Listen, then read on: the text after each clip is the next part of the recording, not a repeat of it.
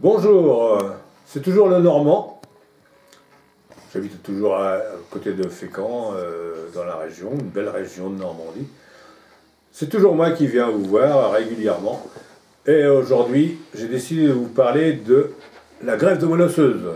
Voilà, je vous avais expliqué l'autre fois que j'avais fait une leucémie, j'ai fait une récidive de leucémie. On m'avait dit pour la greffe de moelle osseuse que c'était impossible, impensable. Et finalement, au CHU de Caen, le service de greffe m'a convoqué pour me faire une greffe de moelle osseuse. Donc greffe de moelle osseuse, ça veut dire trouver un donneur ou une donneuse compatible. Donc pas facile, parce que les gens compatibles, c'est pas facile à trouver. Là, j'avais une chance, j'avais 5 frères et sœurs qui étaient potentiellement donneurs, pas compatibles. Donc le CHU a pris tout ça en charge, a pris tous les frères et sœurs en charge, a fait les examens, a fait les prises de sang.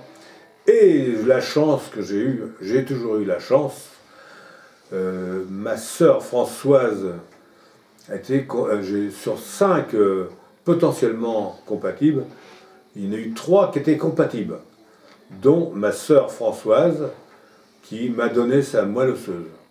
Voilà, pour faire la greffe. Donc, n'ayez pas peur d'une greffe de moelle osseuse, je vais vous en parler 2 secondes parce que tout le monde s'imagine que quand on fait une greffe de moelle osseuse, quand on donne de la moelle pour faire une greffe de moelle osseuse, on se voit tout de suite avec des grandes aiguilles dans les os pour pomper de la moelle. Non, non. Maintenant, tout se fait par le sang tranquillement. Comme pour une dialyse, on prend les cellules souches, on récupère les cellules souches et on les réinjecte après à celui qu'on veut faire la greffe. Voilà. Donc on m'a fait entrer au CHU de Caen, au service de greffe, dans une chambre stérile. On m'a fait 2 ou 3 jours de chimio. On m'a fait 2 jours de greffe de moelle osseuse. Ça ressemble à une transfusion sanguine, sous surveillance d'un médecin et d'une infirmière, 2 après-midi de suite.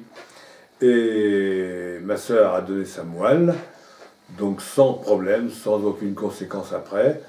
Et moi, j'ai après attendu que mes globules blancs à nouveau redégringolent à 0 et que ma moelle se mette en place et prenne sa place à 100% dans mes os. Et partant de là, bon, c'est vrai que j'étais dans un état pas possible. Faudra le lire parce que c'est vraiment extraordinaire, c'est comme histoire. Et voilà, donc après 20 jours de chambre stérile, je suis rentré à la maison, pas dans un bon état parce qu'on n'est vraiment pas dans un bon état. Et ensuite, au bout d'1 an, il se passe l'effet GVH, ça veut dire c'est pas du rejet, c'est ma nouvelle moelle, la moelle de ma sœur, qui est dans mon corps, qui est dans mes os, qui se bat contre mon corps, parce qu'elle veut faire sa place chez elle, elle veut être chez elle. Donc elle se bat contre mon corps, ce qui m'a procuré des tas d'effets secondaires. Mais bon, je ne vais pas rentrer dans les détails. Tout est dans Vainqueur du cancer, vous lirez ça tranquillement, c'est passionnant, passionnant. À bientôt.